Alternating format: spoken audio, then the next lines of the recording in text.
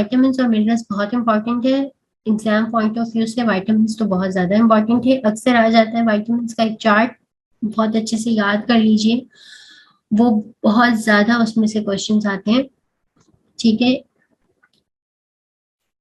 Definition क्या है vitamin और मिनरल्स की? कलेक्टिव, ये वो ऑर्गेनिक कंपाउंड्स होते हैं। अगर मिनरल्स की आ जाए तो भी आपने ये विटामिन में भी आपने यही लिखनी है, वो organic compounds that body requires in small amounts to maintain health and function properly.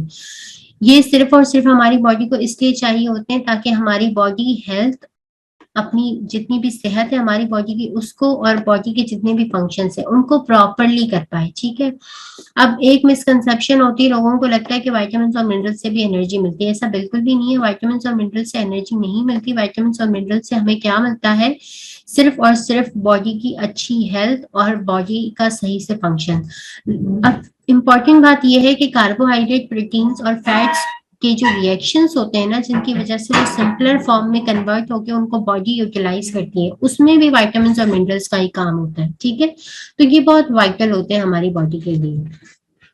Vitamin and minerals do not provide energy, कभी भी ये एनर्जी प्रोवाइड नहीं करती। आपने कभी भी नहीं लिखना कि विटामिन और मिनरल्स से हमें एनर्जी मिलती है, ऐसा नहीं होता।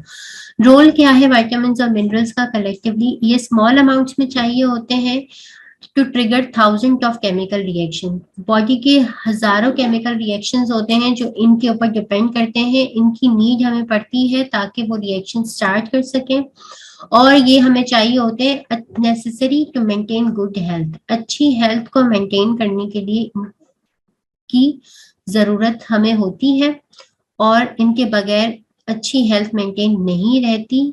और अक्सर जो है ऐसे लोगों को जिनको विटामिन और मिनरल्स की डेफिशिएंसी होती है, डिजीजेस होती रहती हैं। वो कौन कौन सी डिजीजेस होती हैं वो अभी हमने डिस्कस करनी है। सही है, दे एक्ट एज अ को factor in enzyme reaction. Enzyme के जितने भी रिएक्शंस होते हैं, मतलब हमारी बॉडी के अंदर जितने भी मेटाबॉलिक रिएक्शंस होते हैं, उन सब में इनका जो है वो को फैक्टर एज अ, मतलब ये एज एडिशनल चीज उसमें हेल्प करते हैं। इनके बगैर जो है एक कोई भी रिएक्शन स्टार्ट नहीं हो पाता। ठीक है, they enhance use of carbohydrate, protein and fats. मैंने आपको बताया ना, कार्बोहाइड्रेट, प्रोटीन और फैट को भी हम इस्तेमाल तभी कर सकते हैं जब हमारे पास एंजाइम ये विटामिन और मिनरल्स मौजूद होंगे, क्योंकि इनका उनके रिएक्शंस में बहुत रोल होता है। ठीक है, ये बहुत क्रिटिकल होते हैं, इंपॉर्टेंट होते हैं ब्लड सेल्स बनाने के लिए, हार्मोन्स बनाने के लिए, नर्वस सिस्टम के अंदर जो न्यूरोट्रांसमीटर्स होते हैं। न्यूरोट्रांसमीटर्स क्या चीज होते हैं? जो नर्वस, मैंने आपको न्यूरॉन पढ़ाया था ना, तो न्यूरॉन के एंड्स में से ये सब्सटेंस सिक्रीट होता है, और यही है जो आगे ट्रांसमिट होके बॉडी के अंदर जो है वो चेंजेस लाता है। इसी की वजह से इलेक्ट्रिकल इम्पल्स जो है वो जनरेट होती है। बेसिकली यही वो सब्सटेंस है जो न्यूरॉन टू न्यूरॉन मूव कर रहे होते हैं। ठीक है, तो इनको बनाने के लिए भी जो है वो एंजाइम्स का और इस विटामिन और मिनरल्स का बहुत ज्यादा रोल होता है इनको बनाने के लिए। ठीक है, और जेनेटिक मटेरियल को भी बनाने के लिए, जैसे विटामिन ए जो है वो हमारे पास एक न्यूक्लियोटाइड के अंदर यूज होता है। जो न्यूक्लियोटाइड्स हमने पढ़े थे ना, उनके अंदर जो हमारे पास एडिनिन, थायमीन, गवानोसिन और साइटोसिन वगैरह थे, उनको बनाने में विटामिन का रोल होता है। ठीक है, विटामिन जो है वो दो में डिवाइड होते हैं। कुछ होते हैं फैट सॉल्युबल विटामिन होते हैं, कुछ कुछ होते हैं वाटर सॉल्युबल विटामिन। ठीक है, फैट सॉल्युबल विटामिन के अंदर 4 ही आते हैं, ए डी ई के। ए डी ई के, यही 4 विटामिन होते हैं जो फैट सॉल्युबल होते हैं। इनको फैट सॉल्युबल क्यों कहते हैं? क्योंकि इन्हें बॉडी के अंदर जितने भी फ्लूइड्स हैं, जितने भी टिश्यूज हैं, उन तक पहुंचने के लिए फैट की जरूरत पड़ती है। फैट के साथ मिक्स होकर ये जाते हैं, ये पानी के साथ हल नहीं होते। आपने एवियन का कैप्सूल देखा होगा, कभी उसे काट के देखिएगा। एवियन के कैप्सूल के अंदर जो मटेरियल निकलता है वो थोड़ा चिकना होता है, ऑयल सा मटेरियल होता है। वो बेसिकली फैट सॉल्युबल विटामिन ही होता है, क्योंकि ये खुद इस तरह के नेचर में होते हैं, तो ये हमेशा किस में डिजोल्व होते हैं? फैट्स में ही डिजोल्व होते हैं, और फैट्स ही इनकी एब्जॉर्प्शन में हेल्प करता है। ठीक है, तो ये जो है फैट कंटेनिंग फूड्स के साथ जो है एब्जॉर्ब होंगे। जब भी आप इन चारों में से कोई विटामिन लेंगे तो लाजमी आप उनको दूध के साथ लेंगे। क्यों? क्योंकि दूध के अंदर जो फैट होता है वो उनके एब्जॉर्प्शन में हेल्प करता है। ठीक है, इसके बाद जो है जो बाइल सिक्रीट होता है लिवर से, जो गॉल ब्लैडर के अंदर आता है और फिर इंटेस्टाइन्स में जाता है, तो बाइल जो है वो इनकी ब्रेक डाउन में हेल्प भी करता है और इनकी एब्जॉर्प्शन में भी हेल्प करता है। ठीक है, जो भी इनकी एक्सेस अमाउंट होती है, अगर ये बहुत ज्यादा कोई बंदा ले ले तो इनकी एक्सेस अमाउंट जो है वो स्टोर हो जाती है। कहाँ? 3 जगहों पे स्टोर होती है, फैट, लिवर और किडनी। फैट भी इनको स्टोर कर सकता है क्योंकि डेफिनेटली ये फैट सॉल्युबल वाइटामिन है। लिवर भी इनको स्टोर कर सकता है, किडनी भी इनको स्टोर करती है। फिर जब नीड होती है तो फिर वहां से ये यूटिलाइज हो जाते हैं। They do not need to be consumed every day to meet body needs. हर रोज इनको लेना जरूरी नहीं होता, अगर आप नहीं भी लेते तो 7-8 दिन तो आपके निकल जाते हैं। ठीक है, लेकिन लेने चाहिए क्योंकि ऑब्वियसली इनका जो है हर एक मेटाबॉलिक स्टेप में, हर एक जो रिएक्शंस है हमारी बॉडी के अंदर, उनमें इनका रोल होता है। ठीक है, इसके बाद आ जाते हैं फैट सॉल्युबल विटामिन के अंदर। फैट सॉल्युबल विटामिन के अंदर 2 आते हैं, बी और सी। लेकिन ये जो बी है, ये बी सिर्फ बी नहीं है, ये बी कॉम्प्लेक्स है और इस बी कॉम्प्लेक्स के अंदर खुद बाकी 8 विटामिन हैं मौजूद। ठीक है, तो बी और सी, बी के 8 और 9th सी, तो बेसिकली 9 जो है वो फैट सॉल्युबल विटामिन है, 4 जो है वो वाटर सॉल्युबल विटामिन है। ठीक है, लेकिन आप याद रखने के लिए बी और सी कहेंगे, आप इनको 2 नहीं कहेंगे। बी के अपने अंदर 8 विटामिन मौजूद होते हैं। ठीक है, इनको वाटर सॉल्युबल कहते हैं क्योंकि ये वाटर के साथ मिलके एब्जॉर्ब हो जाते हैं और फिर यूरिन के अंदर जो है ये एक्सक्रीट हो जाते हैं। इसका मतलब ये बॉडी के अंदर दाखिल भी बहुत आराम से होते हैं और बॉडी से चले भी जाते हैं। ठीक है, इसलिए इनको रोज लेने की जरूरत होती है, रोज या कम से कम आप इनको जितना फ्रिक्वेंटली ले सकते हैं लें, वरना इनकी डेफिशिएंसी हो जाती है बॉडी में, ये स्टोर नहीं हो पाते। इसके बाद विटामिन टेबल है ये, दिस इज वेरी इंपॉर्टेंट, यही आपके एग्जाम में आ रहा होता है अक्सर के विटामिन, फैट सॉल्युबल विटामिन की सोर्सेज बताएं, उसके जो है डेफिशिएंसी के सिम्टम्स बताएं और इसके हेल्थ बेनिफिट्स। सही है, तो सबसे पहले हम ए से स्टार्ट लेते हैं। इनके नाम आप प्लीज प्लीज प्लीज याद कर लीजिएगा, ये आ जाते हैं एग्जाम में। ठीक है, इनके नाम, इनकी सोर्सेज, इनकी डेफिशिएंसी, ये तीनों चीजें तो बहुत इंपॉर्टेंट है। इसके अलावा हेल्थ बेनिफिट भी आपके अंडरस्टैंडिंग के लिए इंपॉर्टेंट है। ठीक है, विटामिन ए की सोर्सेज क्या होती हैं? ग्रीन वेजिटेबल्स, मिल्क और इसकी प्रोडक्ट्स। अब मिल्क की प्रोडक्ट्स कौन कौन सी हैं? योगर्ट हो गई, ठीक है, इसके अलावा क्रीम हो गई, और इसके अलावा लस्सी या जो भी ऐसी चीज जो मिल्क से अल्टीमेटली बनी हो। ठीक है, डेयरी प्रोडक्ट्स उनको कहते हैं। इसके अलावा लिवर, जो कलेजी होती है, भले वो मुर्गी की हो या उसकी हो, गाय की हो या उसकी हो, जिसकी भी हो, खैर लिवर होना चाहिए। ठीक है, एग्स और कैरेट्स। कैरेट्स के अंदर विटामिन ए रिच होता है, कैरोटीन सब्सटेंस इसके अंदर मौजूद होता है, जरूर लें आप उनको, उसके अंदर विटामिन ए आपकी रिप्लेनिश हो जाता है। ठीक है, तो ये इसकी हो गई सोर्सेज। इसके बाद इसके हेल्थ बेनिफिट्स क्या है, क्या फायदा होता है लेने का? जो लाइट सेंसिटिव पिगमेंट्स होते हैं ना, मतलब हमारी आंखों के जो रेटाइना के ऊपर वो वाले पिगमेंट जो लाइट को डिटेक्ट करते हैं और लाइट को जो है वो ट्रांसमिशन में हेल्प करते हैं, और लाइट की मतलब बेसिकली उनका काम विजन में होता है। ठीक है, तो विजन जो है वो विटामिन ए के ऊपर डिपेंडेंट है। सही है, विजन अच्छा रहता है अगर किसी ने विटामिन ई अच्छे से लिया हो अपनी उसमें लाइफ में। अगर नहीं लिया तो फिर विटामिन ए जो है वो नहीं।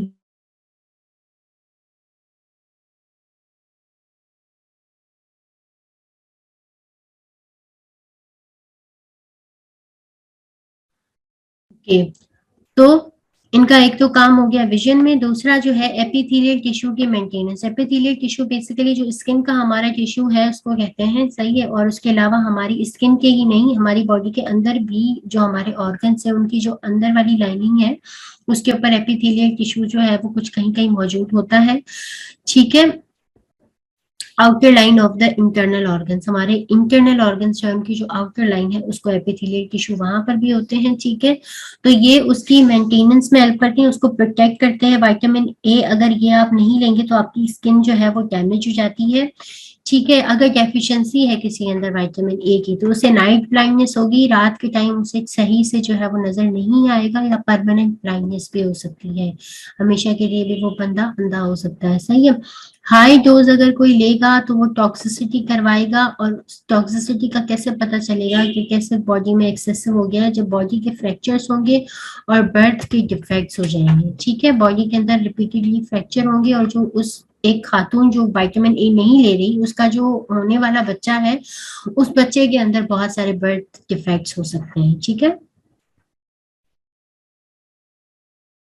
इसके बाद है विटामिन डी। विटामिन डी की दो फॉर्म्स होती हैं, D1 और D3।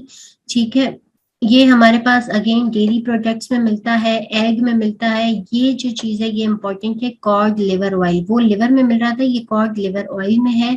ठीक है, उसके बाद जो स्टीरॉइड्स हो अगर किसी फूड्स में, तो उसमें भी ये प्रेजेंट होता है, लेकिन ये काम का तब बनता है जब आप धूप लेते हैं। ठीक है, आपकी स्किन के अंदर तो ये आ जाता है, लेकिन आप सनलाइट के बगैर ये एक्टिव नहीं होता, इनएक्टिव पड़ा होता है। ठीक है, तो सनलाइट लेना बहुत ज्यादा जरूरी है, एटलीस्ट 30 मिनट्स पर डे, ताकि आपका विटामिन डी जो है वो एक्टिव फॉर्म में आ जाए और फिर आप उसकी आपकी बॉडी उसको यूटिलाइज कर सके। हेल्थ बेनिफिट क्या है, ये कैल्शियम के एब्जॉर्प्शन में हेल्प करता है। अगर आप विटामिन डी नहीं लेंगे और सिर्फ कैल्शियम लेंगे तो कैल्शियम आपकी एब्जॉर्ब नहीं होगी, क्योंकि विटामिन डी उसको एब्जॉर्ब करता है और बोन की फॉर्मेशन में हेल्प करता है। अब देखिए, इसका काम जो है वो बोन की फॉर्मेशन और कैल्शियम की एब्जॉर्प्शन है।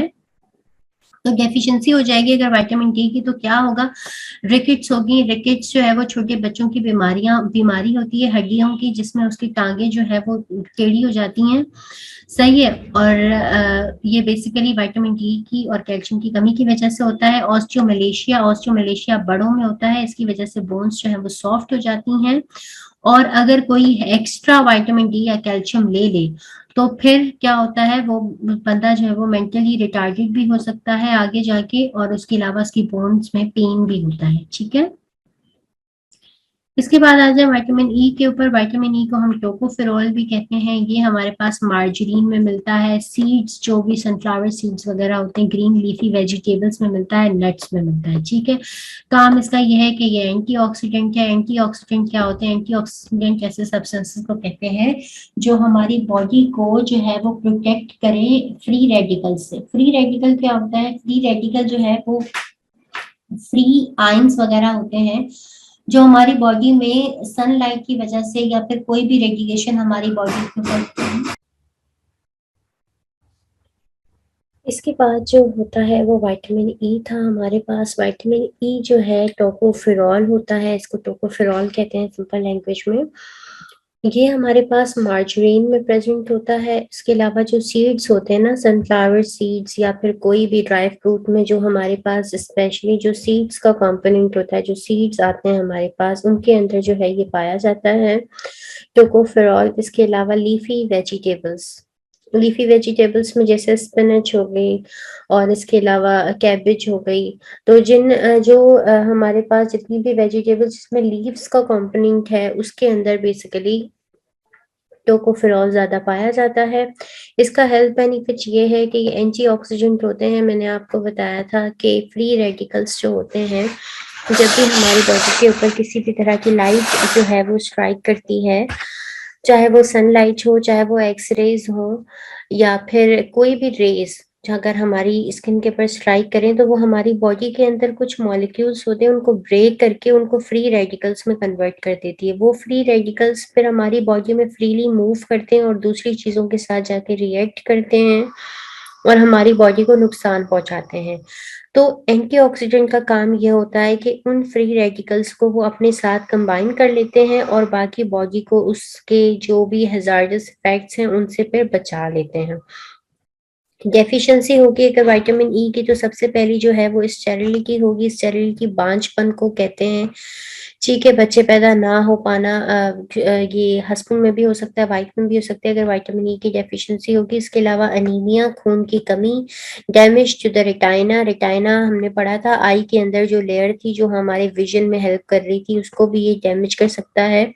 और अगर यही चीज हाई उसमें हो, डोज में हो, तो ये टॉक्सिक भी हो सकती है। ठीक है, ये हमारे हो गए 3 फैट सॉल्युबल विटामिन। इसके बाद जो सबसे आखिरी फैट सॉल्युबल विटामिन है वो हमारे पास है विटामिन के। विटामिन के को मैनेजियन भी कहते हैं।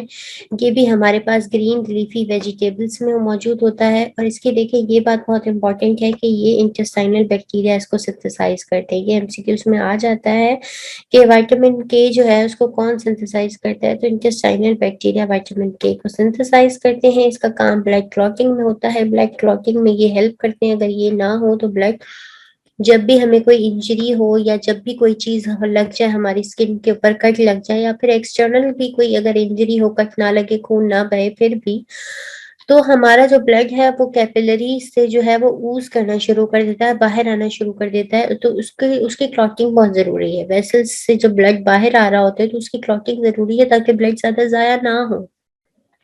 लेकिन अगर विटामिन के नहीं होता तो ब्लड क्लॉटिंग अच्छे से नहीं हो पाती, फिर उन लोगों को हेमरेज बहुत ज्यादा होता है। हेमरेज मतलब ब्लड उनका बहुत ज्यादा जो है वो जाया होता रहता है, निकलता रहता है, अनकंट्रोल्ड ब्लीडिंग उनके अंदर होती रहती है अगर इसकी डेफिशिएंसी हो। और हाई डोज पे अगर विटामिन के हो तो फिर भी ये इन्फेंट्स के लिए जो है वो बहुत डैमेज कर देता है। इन्फेंट्स के जो है ब्रेन के ऊपर भी इफेक्ट करता है, उनकी बॉडी के और भी जो वाइटल ऑर्गन्स है जैसे लिवर वगैरह, उनको भी ये इफेक्ट करता है अगर हाई डोज में दे दिया जाए। इसके बाद आते हैं फैट सॉल्युबल विटामिन। मैंने आपको बताया था फैट सॉल्युबल विटामिन में 8 तो जो है बी कॉम्प्लेक्स है, और बाकी जो 9th है वो विटामिन सी है। तो सबसे पहले जो है 8 जो भी बी कॉम्प्लेक्स में कौन कौन से हैं, सबसे पहला जो है B1। ठीक है, B1 को हम थायमीन भी कहते हैं। सही है। इसमें जो है ये ऑर्गन मीट, ग्रेन्स, लेग्यूम्स और यीस्ट, किस किस में प्रेजेंट होता है ये, ग्रेन्स वगैरह में प्रेजेंट होता है। जैसे कोई भी किस्म के दाने हमारे पास, इसमें वीट भी आती है, इसके अंदर बाजरा भी आता है, इसके अंदर जो है वो चावल भी आते हैं। तो ग्रेन्स किसी भी तरह के, लिग्यूम्स दालें वगैरह, ईस्ट और ऑर्गन मीट्स जो होते हैं हमारे पास, उनके अंदर भी ये पाया जाता है विटामिन B1। इसके बाद है जो है इसका रोल कि ये किस चीज में जो है काम करता है। इसका जो मेनली जो फंक्शन है वो ये है कि कार्बोहाइड्रेट को मेटाबोलाइज करता है। मैंने आपको बताया था कि विटामिन और मिनरल्स जो है वो उनका रोल कार्बोहाइड्रेट, प्रोटीन और फैट के मेटाबॉलिज्म के अंदर भी होता है। ठीक है, तो यहाँ पर देखिए विटामिन B1 का रोल आ गया कार्बोहाइड्रेट मेटाबॉलिज्म में। इसके अलावा जो है नर्व और हार्ट फंक्शन में ये काम करता है, एक एज अ कोएंजाइम। उसमें कोएंजाइम के तौर पे, मतलब एंजाइम के साथ मिलके जो है ये काम कर रहा होता है, उसकी इस रेट को स्पीड अप करता है। अगर इसकी डेफिशिएंसी हो गई तो बेरी बेरी, ये बहुत इंपॉर्टेंट है कि विटामिन B1 की डेफिशिएंसी की वजह से होगी बेरी बेरी। बेरी बेरी एक ऐसी डिजीज होती है जिसमें दिल जो है, हार्ट बहुत ज्यादा कमजोर हो जाता है, सही से ब्लड को पंप नहीं कर पाता। नर्व और मसल्स भी जो है वो डीजनरेट हो जाते हैं, खराब हो जाते हैं, पेन होता है उनके अंदर और स्वेलिंग होती है। ठीक है, इन सबको जो है वो कलेक्टिवली जो है देखा जाता है बेरी बेरी में। ये सारे के सारे सिम्टम्स पेशेंट के अंदर मौजूद होते हैं, और इन्हीं कंप्लेन्स के साथ वो आता है, पेन के साथ आएगा, स्वेलिंग के साथ आएगा। जब आप उसका उसका इको और ईसीजी वगैरह करवा के देखेंगे तो उसके अंदर उसका हार्ट जो है वो बहुत ज्यादा वीक हुआ होगा, सही से पंप नहीं कर रहा होगा, नर्व और मसल्स की डीजनरेशन हुई हुई होगी। अच्छा, यहाँ पे जो ऑर्गन मीट्स का जो मतलब है, इसके अंदर देखिए मीट नहीं है, ये सही है, ये गोश्त नहीं है, ये वो ऑर्गन्स होते हैं जैसे लिवर, ब्रेन, इंटेस्टाइन, हार्ट। ये अक्सर जो है हम लोग अक्सर गोश्त के साथ साथ इन चीजों को भी कंज्यूम कर रहे होते हैं। ठीक है, तो उन ऑर्गन्स को ऑर्गन मीट्स कहा जाता है, उनके अंदर विटामिन B1 पाया जाता है। ठीक है, जैसे वो होती है ना, एक बनती है इन सारे ऑर्गन्स को मिला के कटाकट वगैरह। ठीक है, तो उसमें जो है ये कंज्यूम हो जाते हैं ऑर्गन्स। वैसे अलग से तो हम लिवर का इस्तेमाल कर लेते हैं, ब्रेन भी हम इस्तेमाल कर लेते हैं। ठीक है, लेकिन ये इंटेस्टाइन और वो हम बहुत कम यूज करते हैं, हार्ट। तो इन चीजों में ये विटामिन B1 पाया जाता है। ठीक है, इसको हम ऑर्गन नीड्स कहते हैं।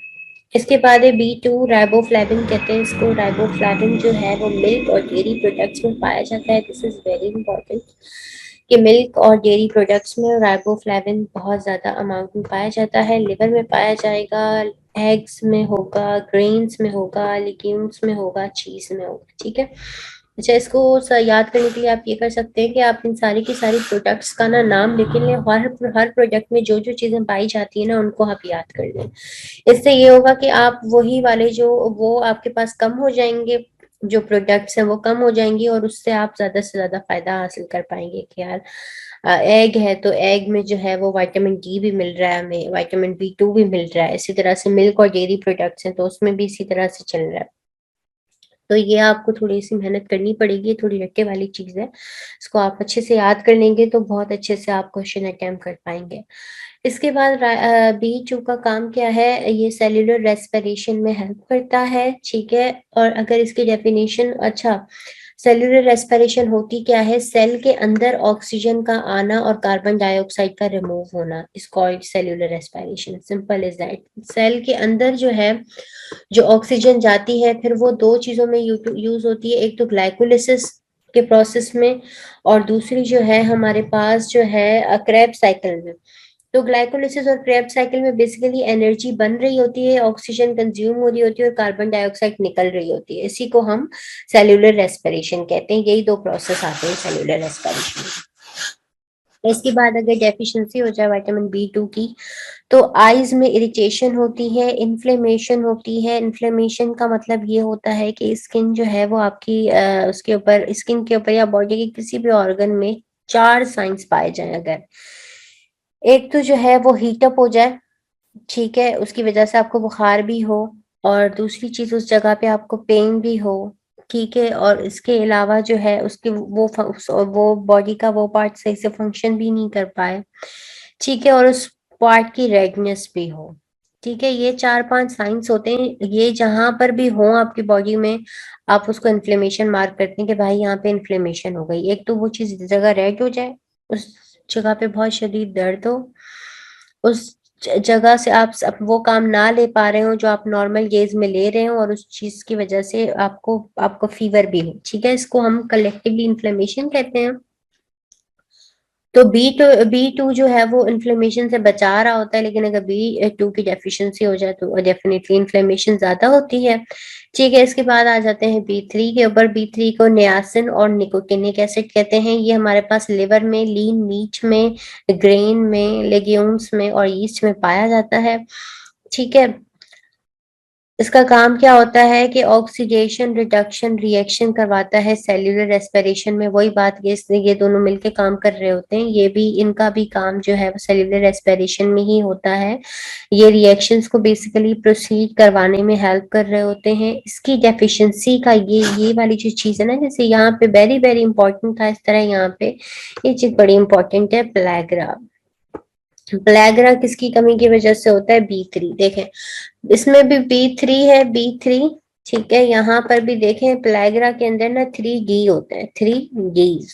और वो 3D कौन कौन से होते हैं, डर्मेटाइटिस, मतलब आपकी स्किन के स्किन खराब हो जाएगी, आपको डायरिया होगा, और आपको डिमेंशिया होगा, आपको भूलने की बीमारी हो जाएगी, आप चीजों को भूलने लगेंगे। ये थोड़ा सिवियर वाला होता है, ये वो वाला नहीं होता डिमेंशिया जो हमें होता रहता है कि यार मैं भूल गई है वो। ये थोड़ा ज्यादा सिवियर फॉर्म में होता है। तो आप बिल्कुल ऐसा ना समझें कि अगर आपको डिमेंशिया और डायरिया हो रहा है तो खुदा ना खास्ता आपको नियासिन की कमी है, ठीक है। ये थोड़ा सिवियर फॉर्म में होता है और डायरिया भी इसमें बहुत ज्यादा होता है और स्किन भी इसमें खराब हो रही होती है।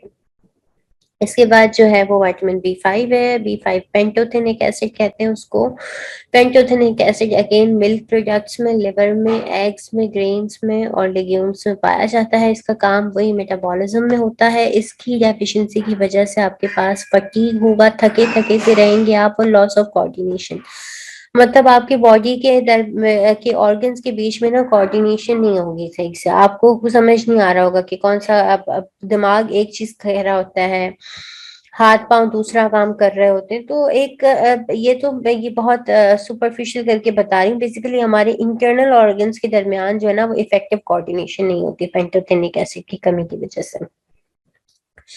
इसके बाद आ जाता है विटामिन B6 पायरिडॉक्सिन। पायरिडॉक्सिन हमारे पास जो है वो होल ग्रेन सीरियल्स में पाया जाता है, ठीक है। जो हम लोग वो वाले जो अनाज, इसमें वो अनाज आता है जो बगैर जो है वो हो, पॉलिश्ड ना हो। एक होता है ना पॉलिश्ड, हम राइस यूज कर रहे होते हैं या व्हीट, तो इसमें बेसिकली होल ग्रेन जो है उसके छिलके के साथ जो बगैर छना हुआ आटा वगैरह होता है ना, उसके अंदर B6 पाया जाता है, क्योंकि फिर उसके अंदर फाइबर भी आ जाता है और फाइबर के साथ जो है ये B6 वगैरह भी होते हैं।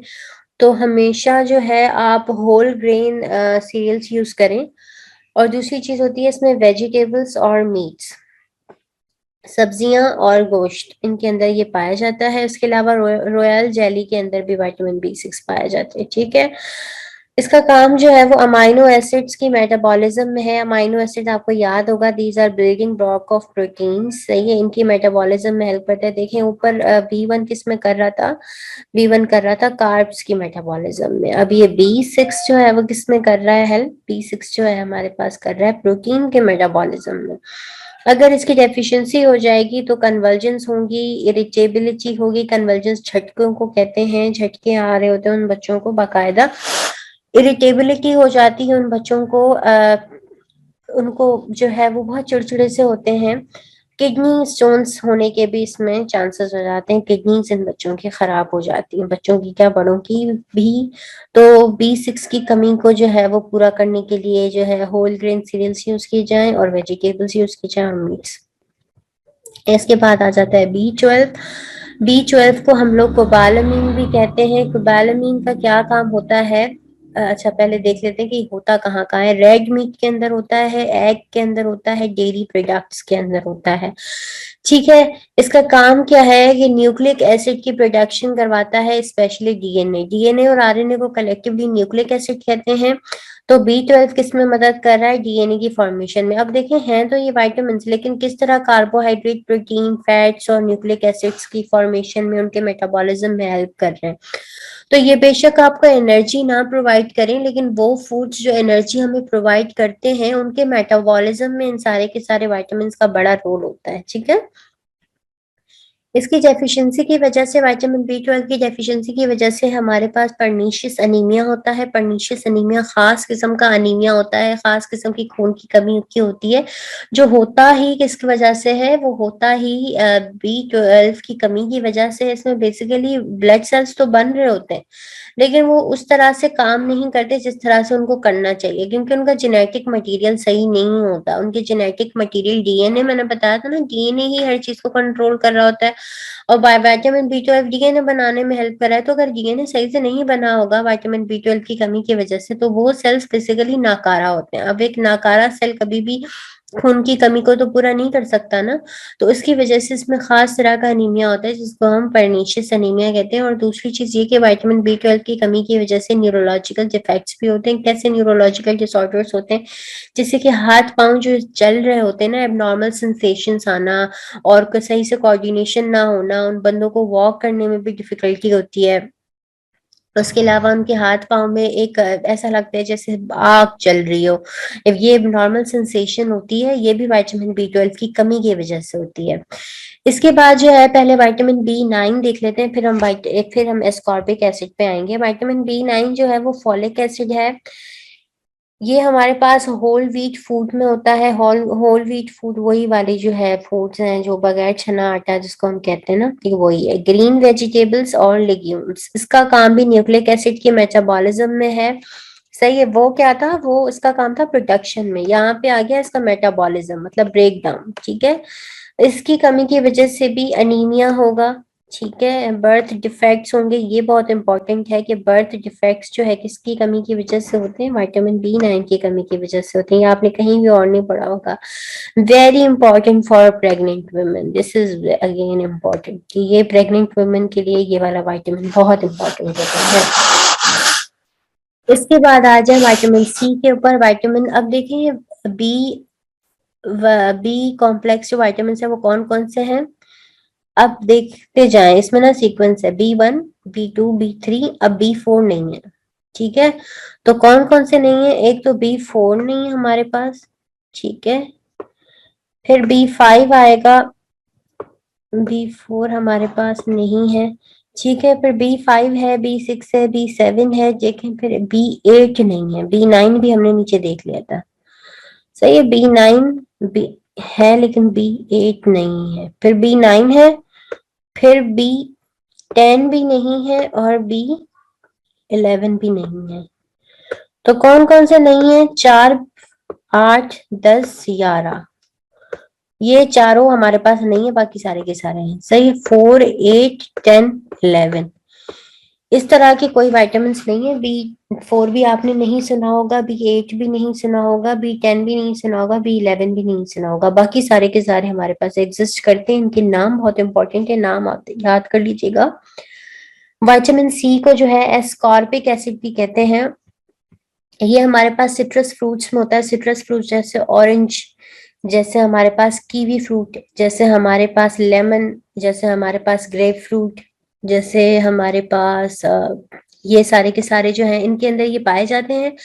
ठीक है, इसके बाद जो है ग्रीन लीफी वेजिटेबल्स के अंदर भी ये पाए जाते हैं, जैसे स्पिनच हो गई, जैसे हमारे पास जो है कैबेज हो गई, सही है, और मेथी, उसके अंदर भी ये होता है। तो ये जितनी भी ग्रीन लीफी वेजिटेबल्स हैं उनके अंदर भी होगा। हमारे पास टोमेटोज के अंदर ये पाया जाता है, कीवी फ्रूट के अंदर पाया जाता है, स्टार फ्रूट, स्ट्रॉबेरीज, और इन सब के अंदर ये पाया जाता है विटामिन सी। ठीक है, जो भी चीज खट्टी सी होगी ना उसके अंदर ये होता है, क्योंकि डेफिनेटली एसिड है और एसिड का जो टेस्ट होता है वो थोड़ा सोर होता है।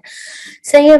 काम क्या होता है इसका? कोलेजन की फॉर्मेशन करवाता है टीथ में, बोन में और कनेक्टिव टिश्यू में। ठीक है, कोलेजन क्या होता है? कोलेजन बेसिकली एक खास किस्म का टिश्यू होता है जो हमारे बॉडी के बाकी टिश्यूज को स्ट्रेंथ देता है, सही है, उनकी स्ट्रेंथ को बढ़ाता है। तो ये दांतों में, बोन्स में काम है इसका, कनेक्टिव टिश्यू में काम है ब्लड वेसल्स की, सही है। इसके अलावा जो है ये एंटीऑक्सीडेंट है। एंटीऑक्सीडेंट का मैंने बता दिया था विटामिन ई में कि क्या काम होता है। ठीक है, तो ये सारे के सारे इसके फंक्शन है। तो इसकी अगर डेफिशिएंसी होगी तो उसका मतलब कि हमारे टीथ में भी वीकनेस हो जाएगी, हमारी बोन्स में भी वीकनेस हो जाएगी, हमारी ब्लड वेसल्स भी कमजोर हो जाएंगी, अच्छे से काम नहीं कर पाएंगी। तो इन सब की कमी की वजह से, इन सब के सही से ना होने की वजह से एक बीमारी होती है जिसको हम स्कर्वी कहते हैं। स्कर्वी क्या होती है? Scurvy is basically a disease in which there is breakdown of skin और blood vessels और teeth। इसमें स्किन भी ब्रेकडाउन, इसकी स्किन भी जो है वो खराब हो जाती है इसमें, सही है। ब्लड वेसल्स भी जो है वो सही से काम नहीं करती, रप्चर होने का चांस बढ़ जाता है और जो है बार बार ब्लीडिंग का चांस बढ़ जाता है। ठीक है, और टीथ भी आपके बहुत वीक होते हैं, सही है, गम्स आपके स्वेल कर जाते हैं, स्वॉलो हो जाते हैं। ठीक है, और टीथ भी जो है वो बार बार उनका ब्रेक डाउन होता रहता है, दांत गिरते रहते हैं इसमें, सही है। तो ये बड़ी इतनी, अगर ये बहुत एडवांस स्टेज में चला जाए बंदा और उसको सही ना करे तो ये बहुत खतरनाक बीमारी भी होकर साबित हो सकती है। ठीक है, इसके बाद आ जाते हैं हमारे मिनरल्स। मिनरल्स को हम मेजरली दो कैटेगरीज में डिवाइड करते हैं। एक आते हैं मेजर एलिमेंट्स, दूसरे होते हैं ट्रेस एलिमेंट्स। मेजर एलिमेंट्स वो होते हैं जो लार्जर क्वांटिटीज में, ज्यादा अमाउंट में हमें चाहिए होते हैं। माइनर या ट्रेस एलिमेंट्स तो हमें स्मॉल क्वांटिटीज में चाहिए होते हैं। इसके अंदर जो है कौन कौन से हैं? कैल्शियम, क्लोरीन, सोडियम, सल्फर, सही है, मैग्नीशियम और फोस्फोरस। अब देखें, CSPM, सही है, CSPM, या जिस भी तरह से मैंने CSPM करके याद किया था, सही है। कैल्शियम है, क्लोरीन है, इन दोनों का नाम सी से आ रहा है। ठीक है, उसके बाद फॉस्फोरस है, पोटेशियम है। ठीक है, उसके बाद सोडियम और सल्फर, और सबसे लास्ट में जो है इकलौता बच जाता है मैग्नीशियम। सही है, तीन जो हमारे पास कपल्स बने हुए हैं और एक अदर जो है वो अकेला सिंगल है। ठीक है, तो calcium, chlorine, magnesium, phosphorus, potassium, sodium और सल्फर। इसके बाद आ जाते हैं हमारे ट्रेस एलिमेंट्स जो हमें चाहिए तो सही, लेकिन बहुत कम क्वांटिटी में चाहिए होते हैं, इतने ज्यादा नहीं लिए जाते ये। सबसे पहले जो इसमें आयोडीन है, आयोडीन जो है ये चाहिए होता है बॉडी के अंदर, लेकिन इतना ज्यादा भी नहीं, सही है। फ्लोराइड है, कॉपर है, iron, iron is very important इसमें, सही है। ये देखिए है ट्रेस एलिमेंट लेकिन चाहिए आयरन, जिंक, आयोडीन, ये तीनों तो बहुत ज्यादा इंपॉर्टेंट है इसमें, और बाकी तीन भी इंपॉर्टेंट है लेकिन इतने ज्यादा नहीं। तो इसमें आपने इनको बहुत अच्छे से याद करना है। ठीक है, इसमें कैल्शियम ज्यादा इंपॉर्टेंट है। ठीक है, सोडियम भी इम्पोर्टेंट है, पोटेशियम, इसमें भी सारे किस इम्पोर्टेंट सारे ही हैं, लेकिन हमारी बॉडी में जो ज्यादा फंक्शन होता है वो इनका ज्यादा होता है, क्योंकि इनके बगैर ना हमारी बॉडी के अंदर जो है वो ज्यादा कॉम्प्लेक्स वो आ जाती है, ज्यादा डिजीजेस आ सकती हैं। ये भी मैंने चार्ट जो है वो उसी बुक में से बोरो किया हुआ है जो हमारी हमारी उसकी है, जनरल साइंस एबिलिटी की आती है, जो हम ट्वेल्व टाइम्स वालों की पढ़ते हैं। इसके अंदर देखिए सबसे पहले कैल्शियम, फिर इसके रोल बताया हुआ और डेफिशिएंसी बताई हुई है। सोर्सेज के ऊपर इतना ज्यादा फोकस नहीं किया हुआ, ठीक है, सबसे पहले कैल्शियम का काम होता है बोन और टीथ फॉर्मेशन में, ब्लड क्लॉटिंग में और नर्व ट्रांसमिशन में। डेफिशिएंसीज की वही विटामिन डी वाली डेफिशिएंसीज हैं, रिकेट्स हो जाएगा, ऑस्टियोपोरोसिस हो जाएगा, कन्वर्जेंस हो जाएंगे। ये चीज इंपॉर्टेंट है, ये चीज नहीं है। सही है कि कैल्शियम की कमी की वजह से कन्वर्जेंस भी आते हैं। इसके बाद आ जाता है क्लोरीन। क्लोरीन फ्लूइड रेगुलेशन करवाता है सेल्स और सेल की लेयर्स के बीच में। सही है, कितना फ्लूइड अंदर रहना है, कितना फ्लूइड बाहर जाएगा, क्या होगा क्या नहीं होगा, ये सारा का सारा क्लोरीन ही मेंटेन करता है। और इसके अलावा नर्व की ट्रांसमिशन में हेल्प करता है। डेफिशिएंसी की वजह से बॉडी में एसिड बेस इम्बैलेंस हो जाएगा फ्लूइड्स के दरमियान, और बॉडी जो है सही से फंक्शन नहीं कर पाएगी। इसके बाद जो चीज हमारे पास आती है वो आती है मैग्नीशियम। सही है, मैग्नीशियम जो है वो एंजाइम की एक्टिवेशन में हेल्प करता है। सही है, प्रोटीन सिंथेसिस में हेल्प करता है। और साथ में मैग्नीशियम किस चीज में हेल्प करता है, क्लोरोफिल का मॉलिक्यूल बनाने में। अब क्लोरोफिल जो है मैंने आपको क्लोरोफिल में मैंने आपको क्या बताया था कि क्लोरोफिल प्लांट्स के अंदर जो है वो ग्रीन कलर लाने में हेल्प करता है। तो वो ग्रीन कलर जो है वो मैग्नीशियम की वजह से ही मुमकिन हो पाता है, क्योंकि क्लोरोफिल मॉलिक्यूल का जो मेन कंपोनेंट होता है वो मैग्नीशियम होता है। ठीक है, डेफिशिएंसी की वजह से जो है वो ग्रोथ फेलियर होगा, ग्रोथ नहीं हो पाएगी, बिहेवियर प्रॉब्लम्स होंगे उस बंदे को, और मसल स्पाज्म होगा। मसल स्पाज्म मतलब मसल जो है वो कॉन्ट्रैक्ट हो जाएंगे और फिर वो ठीक से रिलैक्स नहीं हो पाते, फिर इसमें पेन होता है बहुत शदीद। इसके बाद जो है फास्फोरस है। फास्फोरस बोन और टीथ की फॉर्मेशन में हेल्प करते हैं और एसिड बेस की मेंटेनेंस करवाते हैं, एसिड बेस बैलेंस करवाते हैं। डेफिशिएंसी की वजह से क्या हो सकता है, वीकनेस और लॉस ऑफ कैल्शियम। सही है, फास्फोरस का कैल्शियम और विटामिन डी के साथ मिला जुला सा काम होता है इसका भी।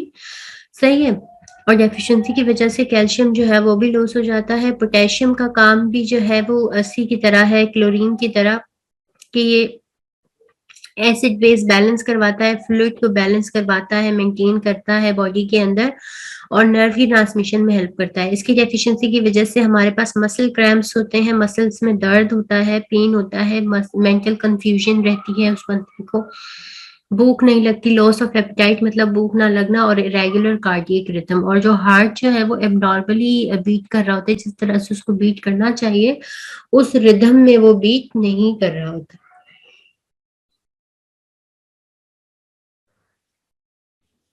इसके बाद आ जाते हैं हम सल्फर के ऊपर। सल्फर का काम भी एसिड बेस मेंटेनेंस में होता है, लिवर के फंक्शन में होता है। इसके डिसऑर्डर्स की वजह से जो है वो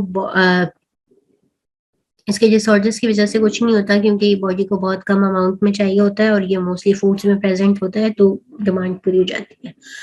सोडियम भी एसिड बेस बैलेंस में हेल्प करेगा, बॉडी वाटर को जो है वो बैलेंस करेगा, मेंटेन करेगा, नर्व नर्व इम्पल्स में इसका काम है। सही है, इसकी भी डेफिशिएंसी की वजह से वही मसल क्रैम्प्स होंगे, भूख नहीं लगेगी। मेंटल एपैथी, मेंटल एपैथी कहते हैं कि जिसको जो है वो फीलिंग्स ना आए, ऐसा बंदा जिसको कोई भी फीलिंग ना आए। और ये हर इंसान के साथ एक तो जो है वो टेम्परेली हो जाता है कि उसको कोई भी चीज ना फील नहीं हो रही होती, उसको एपैथिक कहते हैं। सही है, लेकिन ये चीज अगर बहुत ज्यादा प्रोलॉन्ग रहे और ये उसके साथ मसले मसाइल चलते रहे, तो फिर हम लोग कहते हैं कि हाँ अब इसको जो है वाकई ये मेंटली एपैथिक है। फिर इसके अंदर बाकी चीजें भी फाइंड आउट करते हैं, फिर इसका जो है रूल आउट करते हैं डिजीज, इसको सोडियम की डेफिशिएंसी को, तो कभी कभी वो निकल आती है। कॉपर का काम जो है वो रेड ब्लड सेल्स की फॉर्मेशन में होता है। डेफिनेटली रेड ब्लड सेल्स की फॉर्मेशन अगर नहीं होगी तो फिर अनीमिया हो जाएगा। सही है, और बोन और नर्वस टिश्यू जो है उसकी डेवलपमेंट जो है वो सही से नहीं हो पाएगी। इसके बाद जो है आ जाता है फ्लोरीन। फ्लोरीन जो है वो बोन के स्ट्रक्चर में और टीथ के जो है उसको डिके टूथ डिके में इसका काम होता है। इसकी डेफिशिएंसी की वजह से जो है वो ऑस्टियोपोरोसिस और टूथ डिके हो जाता है। बेसिकली ये जो है ऐसा दांत जो हमारे पास अब दांतों की भी एक उम्र होती है। सही है, एक तो होते हैं हमारे मिल्क टीथ जो पहले ही हमारे जो है वो टूट जाते हैं और नए दांत आ जाते हैं। नए दांत को जो है परसिस्ट रखने के लिए, उसके अंदर मजबूती को बरकरार रखने के लिए फ्लोरीन का काम होता है। फ्लोरीन अगर कमी होती है तो फिर वही दांत कमजोर पड़ जाते हैं, टूट जाते हैं। इसके बाद iodine is a component of thyroid hormone, जो हमारी नेक के सेंटर पे एक ग्लैंड होता है, उसको थायराइड ग्लैंड कहते हैं। उसका काम जो है बॉडी के जितने भी फंक्शंस हैं, जितने भी रिएक्शंस हैं, उनको उनके मेटाबॉलिज्म को फास्ट करना है। उसका काम डाइजेशन में होता है, उसका काम मेटाबॉलिज्म में होता है, उसका काम हीट प्रोटेक्शन में होता है।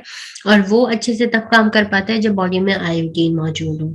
तो आयोडीन की कमी की वजह से जो है क्या हो सकता है कि वही जो थायराइड है वो इलाज होता है, लेकिन किसी काम का नहीं रहता, ठीक है, सही से वो अपना फंक्शन नहीं कर पाता।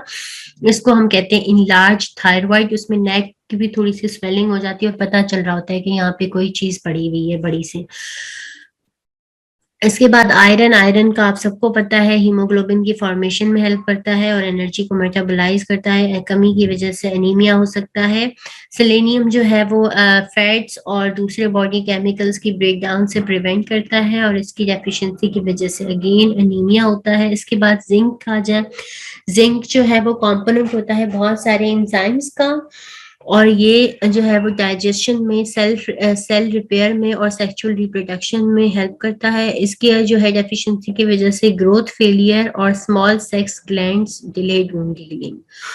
ग्रोथ फेलियर हो जाता है, ग्रोथ सही से नहीं हो पाती, उसकी जो है वो डिस्प्रोपोर्शनेट हाइट हमें मिलती है इन पेशेंट्स में। सेक्स ग्लैंड्स जो हैं वो स्मॉल हो जाते हैं, ओवरीज और टेस्टिस जो है वो स्मॉल हो जाते हैं, और वुंड हीलिंग सही से नहीं हो पाती ऐसे लोगों का।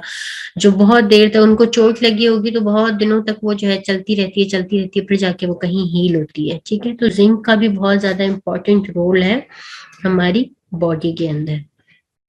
इसके बाद कार्बोहाइड्रेट हमने नेक्स्ट वीडियो में डिस्कस करना है।